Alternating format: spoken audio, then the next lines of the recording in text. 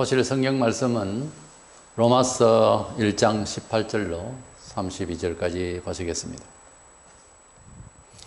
하나님의 진노가 불의로 진리를 막는 사람들의 모든 경건하지 않음과 불의에 대하여 하늘로부터 나타나나니 이는 하나님을 알만한 것이 그들 속에 보임이라. 하나님께서 이를 그들에게 보이셨느니라. 창세로부터 그에 보이지 아니하는 것들 곧 그의 영원하신 능력과 신성이 그가 만드신 만물에 분명히 보여 알려졌나니 그러므로 그들이 핑계하지 못할지니라. 23절입니다. 썩어지지 아니하는 하나님의 영광을 썩어질 사람과 새와 짐승과 기어다니는 동물 모양의 우상으로 바꾸었느니라. 26절입니다. 이 때문에 하나님께서 그들을 부끄러운 욕심에 내버려 두셨으니 곧 그들의 여자들도 순리대로 설 것을 바꾸어 영리로 쓰며 그와 같이 남자들도 순리대로 여자 서기를 보이고 서로 향하여 업력이 불릴 듯하며 남자가 남자와 더불어 부끄러운 일을 행하여 그들의 그릇됨에 상당한 보응을 그들 자신이 받았느니라. 29절입니다. 곧 모든 불의, 추악, 탐욕, 악의가 가득한 자요 시기살인, 분쟁, 사기, 악독이 가득한 자요 수군수군 하는 자요. 32절입니다. 그들이 이 같은 일을 행하는 자는 사형에 해당한다고 하나님께서 정하심을 알고도 자기들만 행할 뿐 아니라 또한 그런 일을 행하는 자들을 옳다 하느니라. 아멘. 사도 바울은 정말 여러 사도들 중에서도 주님 말씀대로 준비된 그릇으로서 실력이 대단한 데다가 열정이 유대 율법주의 학자요 정말 율법사 출신으로서 존경을 받는 그런 대단한 인물이었죠. 이 사람이 예수님을 다메섹 도상에서 핍박 가운데서 만나가지고 그가 인생관, 특별히 메시아관, 그리고 하나님이 우리에게 주신 은혜가 무엇인가에 대해서 깨닫고 구약을 이해하고 그때 당시에 사회에 적용시키던 율법주의의 사고가 완전히 하나님의 은혜주의로 예수 그리스도를 주신 하나님의 은혜의 사랑에 대한 믿음으로 구원받는 것에 대한 여기에 폭탄 같은 그런 가치관을 받았어요. 그래서 사도 바울은 단순히 일개 어떤 사람의 신비 체험 때문에 미친 듯이 예수를 전하고 하는 그런 광신도가 아니라 사유 자체가 완전히 탈바꿈하니까 자기가 가지고 있던 모든 주관, 논정의 실력을 예수 믿어서 구원받게 하시는 하나님의 은혜에 집중을 하게 된 거죠. 그래서 무슨 말을 하려고 시작하면 예수 그리스도 은혜를 참여를 먼저 해요. 항상 서신마다. 신약의 절반을 썼잖아요. 항상 1장 초도를 보세요. 그 감정이, 그 희열이, 그 깨달음이 그냥 폭탄처럼 터져나옵니다. 자세한 무슨 일반 정감이 흐르는 편지들이 아니에요. 그래서 1장에서 기독교 전체를 설명하고 소위 기독교 변증서라고도 하는 이 로마서는 그가 하나님이 우리를 어떻게 사랑하셨는가, 또 구원이 뭐며 기독교 복음의 진리가, 진리가 무엇이냐를 깔끔하게 정돈을 한 거예요. 그런데 1장에서 이 복음이라고 하는 것은 사람을 구원하시는 하나님의 믿는 자에게는 능력이 된다 하는 말씀을 했거든요. 우리가 뭐 지혜를 깨닫고 하는 것도 능력이긴 하겠지만 그런 능력이다, 공자의 도가 능력이다 이런 표현을 하지 않잖아요. 왜 그렇게 하나님의 아들 예수 그리스도에 관하여 말씀을 듣고 믿으면 구원을 받는다는 이 하나님의 구원에 대한 내용이 능력이 된다고 하는 표현을 했을까 하는 거예요. 그것을 설명하기 위해서 오늘은 그 1장 후반부에 엄청난 사람이 가지고 있는 죄악상을 스스로는 해결을 할 수가 없는 상황인데 하나님께서 예수 그리스도를 통하여 속죄의 구원의 복음을 우리에게 주셔서 믿게 하시고 하나님 우리를 속죄하시니 어마어마한 능력이 된다 그 말이에요. 그래서 하나님의 복음이 능력이 된다고, 믿는 자에게는 큰 능력이 된다고. 능력은 치료할 수 있고 능력은 생성시킬 수 있고 능력은 이길 수 있게 하고 그런 거잖아요. 이 능력이 이 엄청난 인생의 큰 파워가 되는 이 복음이 우리에게 어찌해서 능력이라고 하는 이름으로 형용사를 붙여야 되겠는가? 이 복음을 능력이라고 다른 말로서 이렇게 표현을 해야 되겠는가 하는 점에 대해서 이 18절 이하에 쭉 설명을 하는데, 우리의 죄악상이 스스로는 율법이니 도덕이니 수양이니 이런 걸 가지고 안 된다고 하는 처지를 쭉 설명을 하는 거예요. 그러니까 앞서 말한 서두에 복음이 능력이라고 하는 것을 역설적으로 설명하기 위한 여건 자체를, 우리의 처지를 지금 설명하려고 하는 거예요. 그래서 우리는 영향 없는 죄인이고 죄에 대한 형벌은 반드시 있다고 하는 사실을 하기 위해서 이 내용이 있어서 이제 죄와 벌이라고 하는 제목으로 말씀을 나누려고 합니다. 이래서 우리 예수님이 무슨 도덕가도 아니고 예수님이 기적을 주시는 분, 또 잘 살게 하시는 어떤 기술자, 삶의 기술자, 이런 식으로 먼저 믿겠다고 대들고 믿습니다. 이럴 처지 이전에 우리가 어떠한 존재인데 하나님이 한 분밖에 없는 독자 성자 하나님을 희생시킬 만큼 우리가 어떤 죄악이 있고 그 죄에 대한 형벌이 있기에 이렇게 성자가 죽기까지 해야 했었나, 그 죄악상에 대해서 오늘은 설명을 하는 거예요. 그러면 첫째, 우리 기독교인으로서 하나님을 믿는 사람이 죄라고 할 때에는 그 정의를 어떻게 내려야 되느냐. 우리 사회에서는 사회윤리적인 죄, 도덕적인 죄, 이런 죄를 이제 보통 합리적으로 이 세상 살아가는 문화적인 그런 죄에 대한 얘기를 하잖아요. 기독교에서 말하는 사람이 죄인이라고 할 때 그 죄를 어떻게 규정하느냐, 그죠. 성경에는 하나님께서 지으신 이 사람이 하나님의 법대로 살지 않는 모든 전반적인 내용이 죄라는 거예요. 성경에서 말하는 멸망받을 죄악, 소위 잘못하면 죽는다 그러잖아요. 들어. 그게 원래 하나님이 하시던 말씀이에요. 창세기 2장 17절에 말한 대로 죽는다 그랬어요. 근데 죄에 대한 보상이 단적으로 말하자면 죽음이잖아요. 우리가 흔히 그렇게 쓰잖아요. 그래서 사실은 로마서 6장 23절에 죄의 삭은 사망이라고. 그래서 우리가 죄인 되면 사람이 죽는다 아닙니까? 그래서 예수님은 타사리에서 돌아갔었습니다만, 우리 사람들도 타사리에서 전쟁에서 병으로 죽습니다만 사뭇 다르죠. 예수님은 무죄하신데 우리 죄를 위해 돌아가셨다 하는 이런 내용의 섭리가 있습니다만, 어쨌든 예수님은 타사리에서 돌아가셨고, 우리 예수님의 돌아가심은 바로 우리 죄를 위하여 돌아가셨는데, 그 외의 모든 사람은 죄로 인해서 죽는다는 거죠. 우리 예수님도 부활하셨잖아요. 그럼 부활하든지, 우리가 앞으로 부활해서 영생 부활을 하잖아요. 그러니까 무죄인이 됐잖아요. 그러니까 부활하지 못하거나 부활해도 지옥 가는 부활을 돼버리면 영원한 그건 죄인이다, 그런 뜻이죠. 그래서 죄의 결과가 뭐다? 죽음이다. 영원한 멸망이다, 그거죠. 그러니까 무죄하다, 부활하거나 영원히 살 수 있거나 이렇게 된다고. 예수님은 무죄하심의 증명이 부활해가지고 성천을 하잖아요. 그러니까 죄인이 아니었구나 라고 깨달아야 된다, 그 말이에요. 이해하시겠습니까? 우리 예수님이 왜 죄인이 아니지? 살았습니까? 당신네도 죽어서 살아보세요. 그리고 부활해 올라가 보세요. 우리가 그렇게 되죠? 예수님을 믿음으로 의인이 되어버려요. 원리가 그런 겁니다. 그래서 교회에서 말하는 죄는 당연히 죽음이다. 형벌이 죽음이다. 성경은 인생에게 태초 아담과 하와가 지은 죄를 말할 때 보통 오리지널 신을 원죄라고 그래요. 그 뒤에 그 죄의 성질 바탕 위에서 문화적으로 사회적으로 살아가면서 죄를 짓는 것을 스스로 짓는 데서 자범죄라, 의지적 죄라 그렇게 말합니다. 이래서 원죄라고 하는 것은 우리가 직접 경험한 것은 아니지만 그 죄를 안고 태어난 거예요. 독사가 독사 새끼를 낳습니다. 알도 낳지 않은 새끼를 바로 낳아요. 독사가 독사를 낳지, 호랑이가 호랑이를 낳고요. 그렇잖아요? 원숭이가 원숭이를 낳고, 사람이 사람을 낳는데 사람은 죄인 인간이기 때문에 죄인이지요.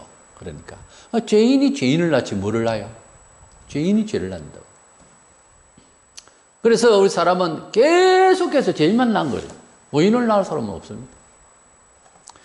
그래서 요약해보면은 저는 세 가지로 설명할 수 있는데, 예수를 믿지 않는 것이 이런 죄 중에 있는 인간으로서 하나님을 거부하니까 제일 큰 죄죠.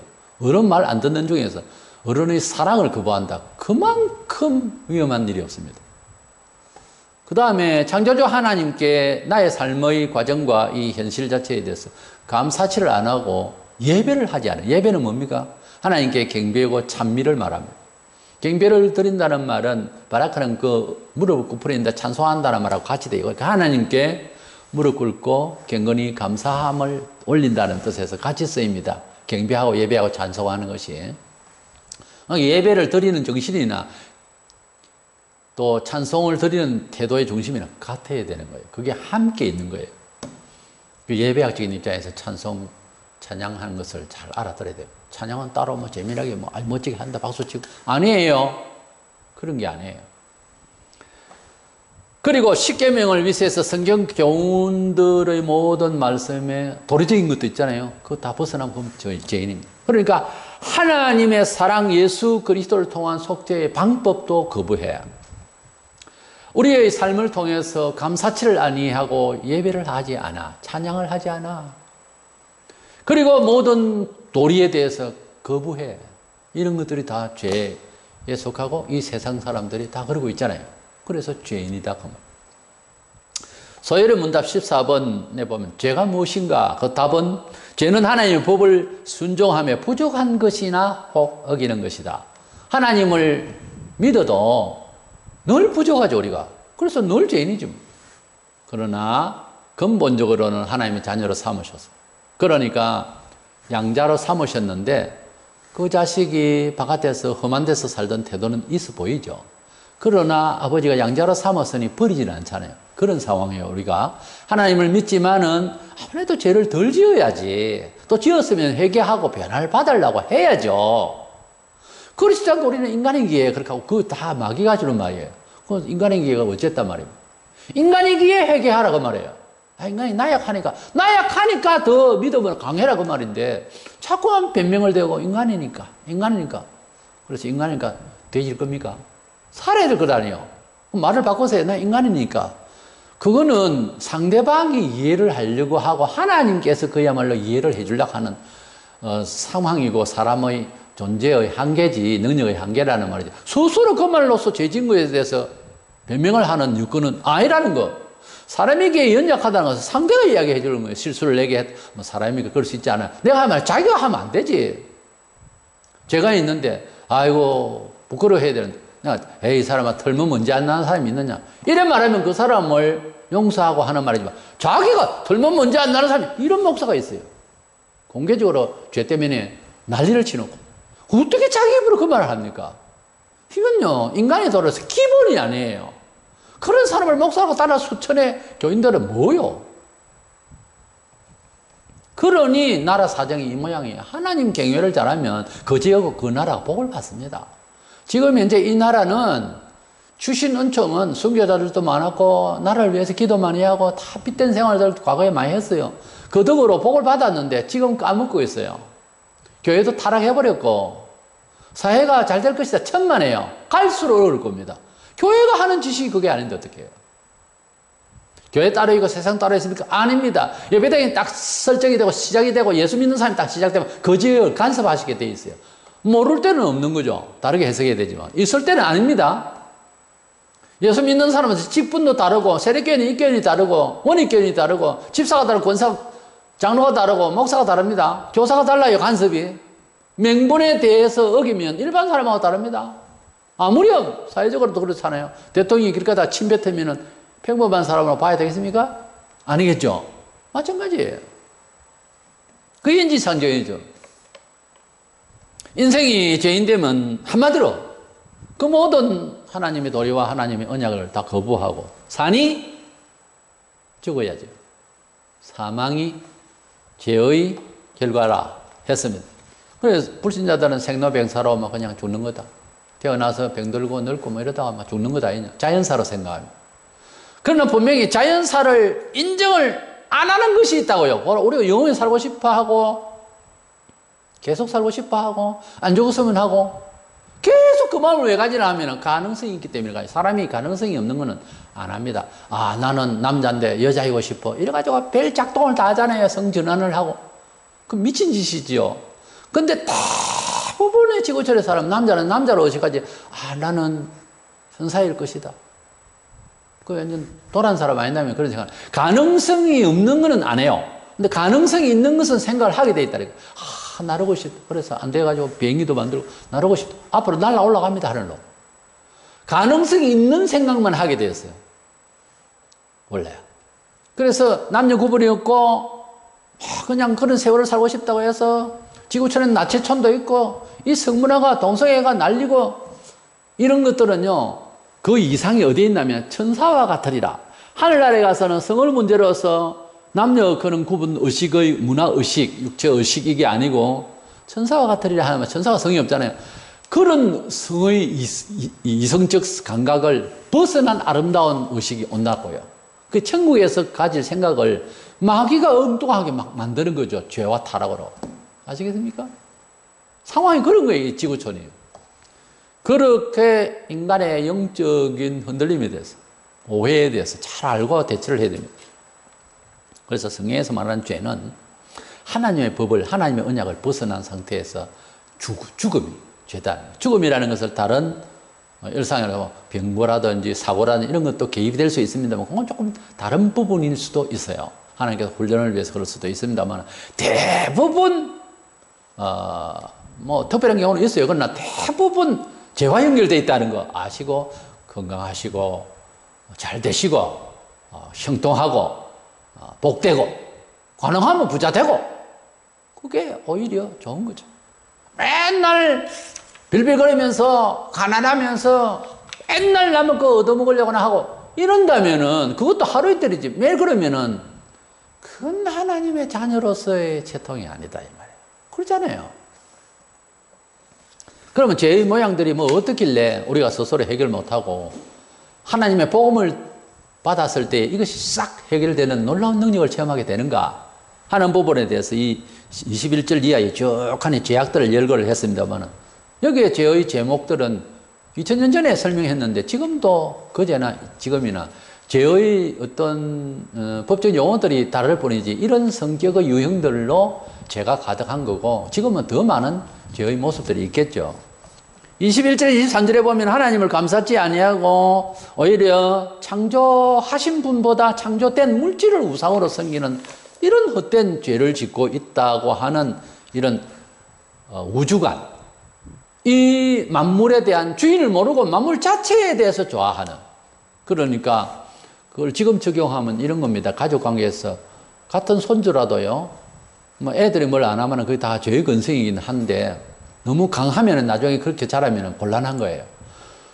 할아버지 용돈을 준다 가령 자식에게 용돈을 준다. 용돈 그 자체의 의미가 있지 관계가 깨어졌을 때는 그건 죄가 되는 거예요. 부모도 그걸 알게 돼요. 용돈보다는 할아버지를 부모님을 존중하고 이래 나가야 되는데 돈을 놔놓고 돈을 좀 더 주면 귀한 분이고 뭐 이런 식이 오늘날 지금 편만해 있거든요. 이게 곧 하나님이 지으신 만물을 놓고 자연에 감사하고 하나님은 감사하지 않아요.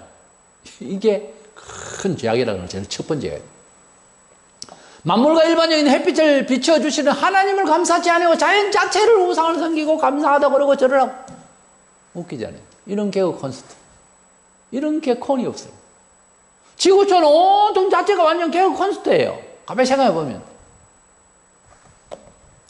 또한 죄 중에서 소돔의 죄라고 하는 이 동성애의 죄에 대해서 특별히 26절 7절 이 때문에 하나님께서 그들을 부끄러운 욕심에 내버려 두셨으니 곧 그들의 여자들도 순리대로 쓸 것을 받고 역리었으며 그와 같이 남자들도 순리대로 여자 쓰기를 버리고 서로 향하여 음욕이 불릴 듯하며 남자가 남자와 더불어 부끄러운 일을 행하여 그들의 그릇 때문에 상당한 보응을 그들 자신이 받았는데라. 동성애를 말합니다. 2000년 전의 동성애나 그 전에 창세기에 그때 수천 년 전의 동성애나 죄악의 최상에 있는 것이 동성애인 것 같아요.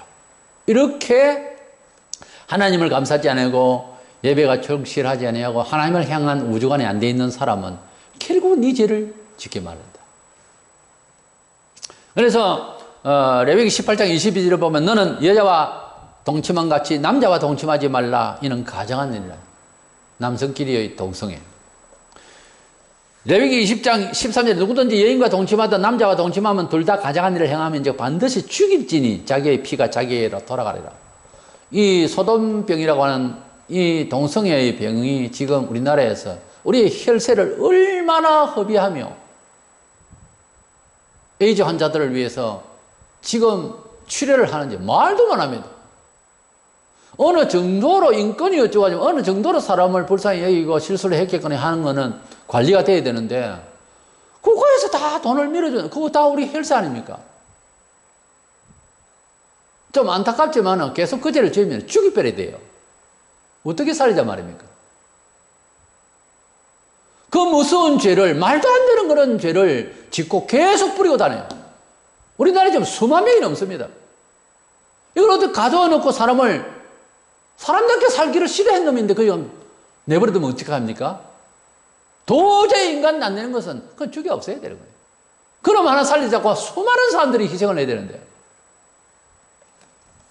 하나님을 마음에 두기를 싫어하며 반드시 하나님 두기 싫어하는 그 마음 바탕에는 성도에게도 같은 원리입니다. 다른 것이 채워지게 돼 있어요. 사람의 양심의 보자기, 욕망의 보자기에 하나님을 가득 예수로 가득 채워지지 않으면 다른 게 채워지게 되어 있어요. 빈 걸로 되어 있는 사람 하나도 없습니다. 그것을 채우는 데 있어서 얼마나 많은 이런 죄가 28절 이하의 여러 죄를 또 말해주는데 2000년 전이나 지금이나 같은 죄들입니다. 사실은 불의, 추악, 탐욕은 스스로가 가지고 있는 악한 의지들이죠. 시기살인, 분쟁, 사기, 악독, 수군수군 하는 건 타인에 대한 악한 생각이에요. 스스로에 가지고 있는 탐심, 남에게 대해서 악독, 수군수군, 이것은 타인에게 대한 것. 이런 미움의 작태들, 이것들이 우리 속에 안팎으로 나를 위해서 잘못되고 남을 위해서도 잘못되고 이런 것들만 하나님을 경외해야 하는 의지의 보자기에 가득 채워지는 거죠. 비방과 남을 업신여기는 능력, 교만, 자랑, 악을 도마하는 이것은 결국은 자기 영광주의, 신 대신 자기가 영광을 차지하려고 하는 이 교만이 이제 결국은 나. 그러다 보니까 부모를 거역하게 되고요. 부모를 거역하면은 어리석게 되고 둔해지고 판단 능력이 흐려져요. 부모를 업신여기고 하면은 사회에 눈 밟고 잘 살 것 같지요? 안 그렇습니다.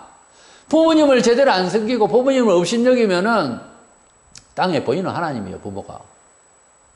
집안에 주가 남편이고. 그러면은 둔해진다니까요. 판단 능력이 둔해져서 자기가 스스로 지혜로운 척해도 웃기는 거예요. 무정하게 되고 무자비하게 되는 죄를 범게 되고요. 부모 공경은 그래서 삶의 지혜를 제대로 살아가는 사회적 관계에서의 지혜가 근본적으로 임합니다. 부모를 잘 공경합니다. 부모를 업신여기면은 사회에 대한 판단 능력이 선쾌되지 않고 지혜롭게 되질 않네요. 대체 능력이 이상하게 되어버려요. 잠언서 1장 7절에 여호와를 경외하는 것이 지식의 근본이거든 미련한 자는 지혜와 훈계를 멸시하느니라.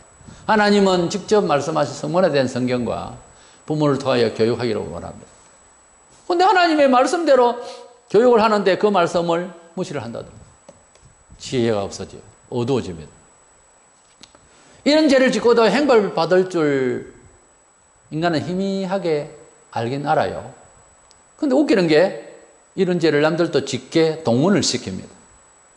흔들고 미혹을 해요. 죄는 혼자 짓지 않습니다. 꼭 긁어 넘어지려고 그래요. 이래서 이런 죄를 짓고 우리가 다 그런 사람 아니냐고 이러면서 서로 격려하고 그래서 예수를 믿는다는 것이 그 모양이에요. 가령 예배 형식에 있어서 경건하게 하던 것이 사라지고 다리 쭉 뻗고 부채질 하면서 즐기면서 예배하자. 예배는 축제다. 손톱 깎는 놈도 다 있어요. 예배하면서. 내가 봤거든. 예배하면서 온갖 손장단 다 하고 핸드폰 만지고 옆 사람 이런저런 구경하고 그게 예배 아닙니다. 벌써 예배할 때 보면 삶을 일상에서 어떻게 사는가 아무리 괜찮은 사람이라도 틀림없는 거예요. 하나님 앞에서 하나님을 경외하는 정신 자체만 딱 하나만 보면 일상 전체가 점수가 나옵니다. 사회에서는 대단하게 존경받아도 예배할 때 보면 아예 예배를 안 한다든가 하면 답이 나온 거예요. 그러면 죄의 행벌에 대해서 세 번째로 생각을 해보는데 하나님은 우리에게 구원의 하나님 아버지입니다. 그러나 구원받지 못한 사람 입장에서는 하나님은 심판의 하나님이죠. 입장이 달라요. 우리가 법을 지키고 질서를 지키면은 법과 길가에 있는 경찰이 우리를 보호해 주는 자가 되죠. 그러나 교통도 법규를 어기거나 하고 이러면은 나를 심판하는 법이 되어버리고 심판하는 경찰이 되어버리잖아요. 두려움의 대상이 되죠. 그러나 내가 바로 하고 질서를 잘 유지하면 나를 오히려 잘 지켜주려고 하는 사람이 되잖아요. 하나를 놓고 이렇게 긍정적으로 볼 수도 있고 부정적으로 당할 수도 있는 분이 하나님이에요. 하나님은 믿는 자에게 편안하게 아버지를 부를 수 있고 하나님을 안 믿는 자에게는 심판의 하나님이 되는 거잖아요. 근데 죄를 지었으니까 형벌하시는 하나님을 봐야죠. 본문 32절에 그들이 이 같은 일을 행하는 자는 사형에 해당한다 하고 이 같은 일 앞에 쭉 하는 그 중에서 수군수군 하는 것까지 됐어요. 그거 하나라도 사형에 해당한다. 감각이 없잖아요, 우리가. 왜? 자주 수군거리거든. 예수님의 보혈이 없었으면 돼져야 됩니다. 벌써 돼지고 남았습니다. 수군수군 하는 그거 하나라도 난 죄가 있었잖아요, 앞에. 사형에 해당한다. 하나님 형벌을 말하죠. 하나님께서 정하심을 알고도 자기들 뿐만 아니라 또한 그런 일을 행하는 자를 옳다 하느라. 죄를 지으면 멋있게 생각합니다. 타락 문화의 음악도 막 락 음악이나 뭐나 춤추는 것들 와 잘한다 그러고 1등 뽑고 상 주고 경거망 동안 이 짓거리를 잘한다. 그러면 하나님께서는 벌을 어떻게 하실까? 두 가지입니다. 현재의 벌과 나중에 벌이 있는데 첫 번째의 벌은 이미 심판받은 형벌된 사회를 역사를 삶을 살아가게 되어 있습니다. 하나님께서 주시고자 하는 인간에게 주시고자 하는 것은 삶을 바르게 인식하는 지혜와 평강이에요. 뭐든지 준비가 있는 사람은 흥분하고 두려워하지만 준비가 되어 있고 지각이 있는 사람은 일의 이루어짐에 대해서 자세히 보고 있고 편안한 마음을 가지게 돼요. 인생을 이해를 제대로 하면 편안함이 옵니다. 평안이 온단 말이에요. 그게 지혜입니다. 그런데 하나님을 없이 사는 사람은 늘 항상 어지럽죠. 겨우 해봐야 세상에 살아가는 처세. 그걸로서 살아가는 줄 알아요. 어느 날 가다가 띠리릭 죽는 겁니다. 세상이 지금 그렇게 살잖아요. 하나님 없이 되는 줄 알고 끄덕거려요. 하나님 없이도 하나님 말씀에 근거하지 않아도 되는 줄 알아요. 그러다가 망하는 거예요. 돈이 죽는 날 책임집니까? 이상한 병을 돈으로 다 고쳐집니까? 책임 못 집니다. 쓰나미 온다. 돈으로 뭐 어떻게 하는데요, 갑자기? 불치병이 온다. 돈으로 어떻게 할 건데요? 사람이 꼭 있어야 할 사람이 배신하고 떠났다. 돈으로 사줘요? 이미 배신하고 마음 떠난 사람이. 돈으로 될 일이 따로 있습니다. 야고보서 3장 18절 9절에 그를 믿는 자는 심판을 받지 아니하는 것이요 믿지 아니하는 자는 하나님의 독생자 이름을 믿지 않으므로 벌써 심판을 받은 것이니라. 그 정죄는 이것이니 곧 빛이 세상에 왔을 때 사람들이 자기 행위가 악함으로 빛보다 어두움을 더 사랑한 것이니라. 예수께서는 이 세상에서 빛된 삶을 주시기 위해서 영혼을 빛나게 영안을 열게 그래서 인생을 제대로 알게 하기 위해서 구원받게 하기 위해서 빛으로 오셨다 이렇게 표현합니다. 요한복음 1장에 빛으로 참 빛으로 오신 분이다. 그런데 우리 사람은 죄성이 있어서 그 성질을 대해 살려고 그 빛 가운데로 오지 않고 자꾸 어두움을 좋아한다. 이 말이 무슨 말인가 하면은 자기도 원치 않는데 어두움에 저주에 괴로움에 세상에 자꾸 끌려가는 이 자체가 심판이라는 거예요. 그 심판은 이런 겁니다. 노름을 안 하고 싶다. 근데 계속해서 노름을 하다 보면은 그 빠져 있어서 끌려가잖아요. 술을 안 마시고 싶다. 계속해서 술이라는 게 속에 임박혀 있어가지고 담배를 안 피우고 싶다. 니코틴이 계속 있기 때문에 땡기는 거예요. 우리가 매이고 우리가 세속에서 그냥 돈 하는 사람, 명예 하는 사람, 즐거움 향락 자꾸 이렇게 하면은 거기에 매여서 어떤 때는 제정신이 있어가지고 갑자기 그래서는 안 되겠다는 생각이 들죠. 잠시. 근데 또 끌려가는 거예요. 이 끌려가는 어두움을 계속 따라가는 자체가 형벌이다. 맞잖아요, 말이.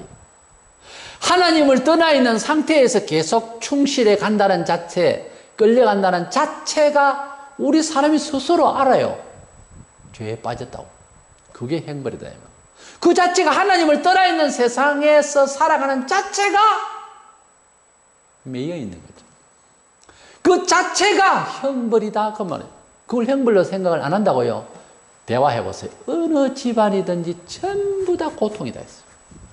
그걸 해결할 책이 없어서 좌절해가 있는 거예요. 그리스도인은 해결책을 하나님께 소망 가운데 기도하고 있죠.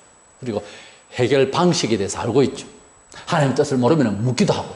이게 차이가 있습니다. 그러나 불신자들은 가망성이 없으면 좌절해버리고 자살해버려요. 왜? 빠져있기 때문에 스스로 못 나온다. 그 다음에 세상 끝에 영원한 행벌이 있습니다. 인생이 한 번 죽지 두 번 죽나? 그러면 무식은 용감하다. 근데 두 번 죽습니다. 사람은 두 번 죽습니다. 영원한 저주의 죽음, 부활은 하기를 하는데 영원히 행벌받을 말 자체의 죽음이라는 명사보다 더한 죽음을 받아야 됩니다. 요한복음 5장 29절에 선한 일을 행한 자는 생명의 부활로 악한 일을 행한 자는 심판의 부활로 나오리라. 이 선하다는 말은 사실은 믿음으로 사는 걸 말합니다. 하나님께서 사람을 태어나게 하셨을 때는 이제는 어쨌든 간에 아기 때부터 영원토록 살게 되는 영혼이 되어버려요. 이 영혼이 죽고 육신이 죽고 난 뒤에 다음에 주님 오시면은 히브리 9장 27절에 한 번 죽는 것은 사람에게 정하신 것이요 그 후에는 심판이 있으리니 그 후에는 사후에 즉 예수님께서 오시면은 심판하는 날이 된다. 모든 사람을 전부 일으켰어. 신자들은 먼저 부활하고 불신자를 전부 일으켜서 새롭게 이 지상에서 태어난 사람은 전부 다 다시 태어나. 그래서 영원한 지옥 행벌로 심판을 하는 완전 불쌍한 죽음, 처참한 무서운 죽음을 받아야 됩니다. 우리는 이와 같은 어리석고 교만하고 무지한 가운데서 어둠의 영을 쫓아서 세속의 영, 마귀를 쫓았어. 이 지구촌의 사망의 권세자, 공중권세자 안에서 산다고 하는 이 놀라운 우주관이 불신자에게는 없습니다. 스스로 알 턱이 없죠. 박사를 10개 받아보세요. 모릅니다. 우리는 이러한 처지에서의 인간이라고 하는 것을 잘 압니다. 북한에서 우리 남한에 넘어가는 사람이 한 2만 명이라든가 수만 사람이 이렇게 넘어오고 하긴 하는데 사실 스스로 거기에서 자유를 안다고 하는 것은 어려운 거예요. 자유로울 수가 없어요. 그 안에서는. 이 지구촌에는 스스로는 참 자유를 못 느낍니다. 지옥 같던 애굽 천지 안에서 400년 동안은 이스라엘이 종노릇을 했으면 전 국민이 스스로는 나올 수가 없었어요. 바로 왕이 워낙 악하니까 모세를 통해서 하나님께서 역사하셨어. 그래서 기적적으로 요단강을 건너서 홍해를 건너서 그리고 광야를 지나 요단강을 건너서 가나안 복지로 선조에게 약속하신 대로 가기까지는 전부 기적이었어요. 하나님께서 역사하시지 않으면 이 지구촌의 여러 각가지의 문화를 우리가 불만을 하고 개혁을 해보려고 그러고 어떤 노력을 해도 안 됩니다. 하나님께서 우리에게 주신 예수 그리스도를 통하여 일상의 일반적 어떤 특수한 문화마저도 지혜를 주셔서 해낼 수 있지. 사람 스스로는 특별한 방안이 없어요. 물론 노력은 하고 애를 써야겠지만 사람이 가진 지혜라고 하는 것은 절대로 부패해서 안 됩니다. 흉내를 좀 내다가 다 좌절해요. 그래서 인간이 스스로 죄를 벗어나가는 해결할 책이 없는, 그래서 수근수근하는 그 한 가지만 해도 이 많은 죄들 때문에 사형언도를 받은 이 사람이 예수 그리스도의 복음 앞에서 믿음으로 구원을 받게 되니 하나님의 복음이 능력이다 하는 말입니다. 하나님의 복음이 능력이라는 말 자체를 역설적으로 그 증거를 위해서 우리의 죄가 마치 애굽에서 못 빠져나와 스스로 못 빠져나왔던 이스라엘처럼 북한에서 스스로는 자유로운 말을 할 수도 없고 할 수가 없는 것처럼 우리가 세상에서는 절대로 스스로는 구원을 받을 수 없는 처지에 있는 죄성이 가득한 사람으로서 구조적으로도 아예 안 됩니다. 이때에 예수 그리스도께서 우리를 통하여 속죄의 은혜를 주시고 구원을 주시고 하나님 자녀가 되게 하셨으니 이 복음이 우리에게 어찌 능력이라 말하지 않을 수가 있느냐 하는 거예요.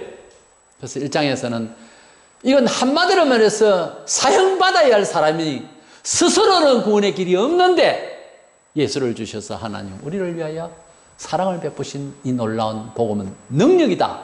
1장에서 바울은 이렇게 선언을 하면서 2장부터 차근차근히 그 사연에 대해서 다시 풀어 설명하게 됩니다.